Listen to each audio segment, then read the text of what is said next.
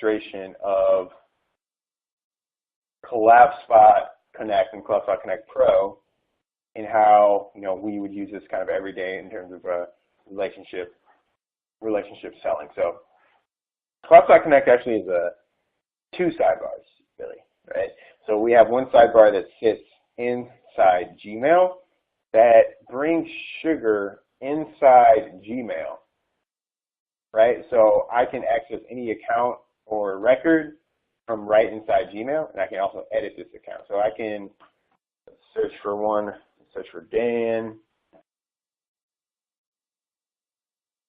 Okay. Hey, Brandon, are you showing your screen right now? Because I'm still seeing the demo slide. Oh.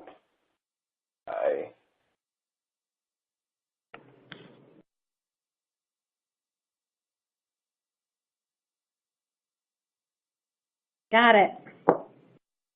Got it? All right, so I got it.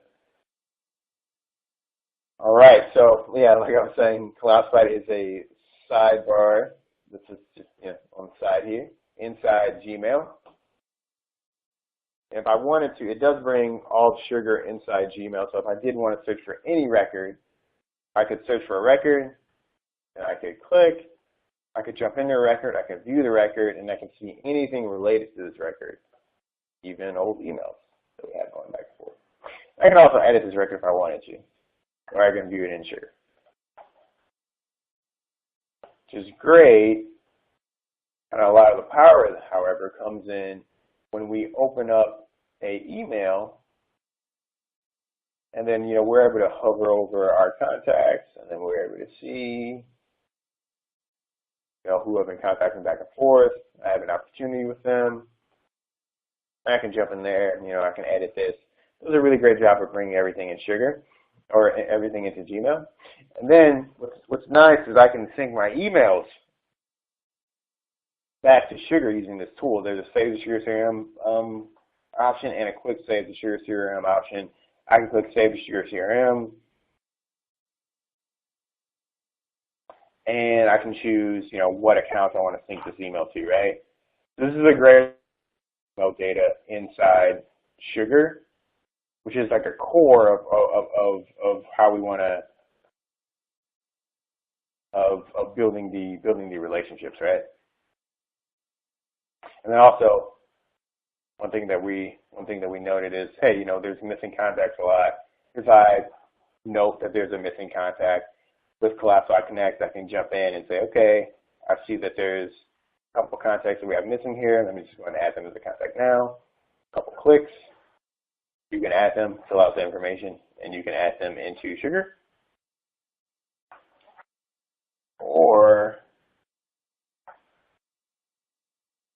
like I was saying before, we have our new contact feature, and I can say, hey, who have I been emailing back and forth with over the past 30 days that I don't have in Sugar? And it looks like I've been doing a pretty good job here, at least Chris has.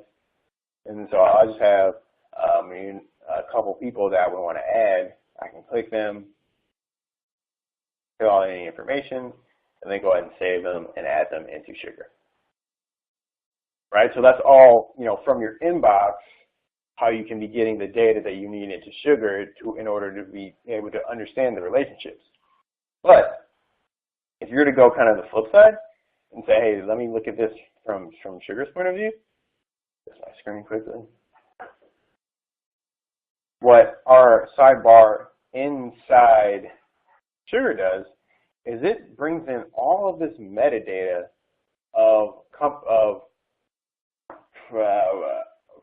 it takes the metadata of the emails that you have going on between your team and your prospects team, right? So anyone on your team and any contact that is related to this opportunity, you're going to see these emails right here, right? And then you're going to also be able to take a look and then click, take a look and see, just what emails are going back and forth. But you can also copy the CRM, right? And they'll actually sync automatically there. And then once you have this feed of information here, you can then, who has been talking to who. you can then go to your email field and, you know, look more granularly if those emails haven't synced over yet. But when they sync over, you can read the emails, take a little more granular view. Or if an email, you know, you don't have control over, you know, I can't sync this email because I wasn't actually on that chain. Oh, actually a meeting, but if there's an email that I wasn't on the chain from, I could, you know, ask my rep, ask Catherine here, hey, you know, could you sync that email, check it out, read what's going on, then I'm able to have a more complete view of my prospect here. I can also kind of do a lot of the graphical things, you know, check how many inbound emails I've got going on, how many outbound emails we sent over the course of time, you know, what's the velocity of the relationship, how many meetings, you know, we've had going on back and forth. I can also look, which is this last 90-day activity graph. Then in our contact engagement graph, I can actually see, you know, okay, in total, how many people am I talking to? You know, and who has responded and who has not. You know, I have 4 people, or 6 total people I'm in contact with. 4 have not responded, and 2 have responded. So from a depth standpoint, I can see how many people that I'm having conversations with, right? And then just kind of overall kind of activity scores here.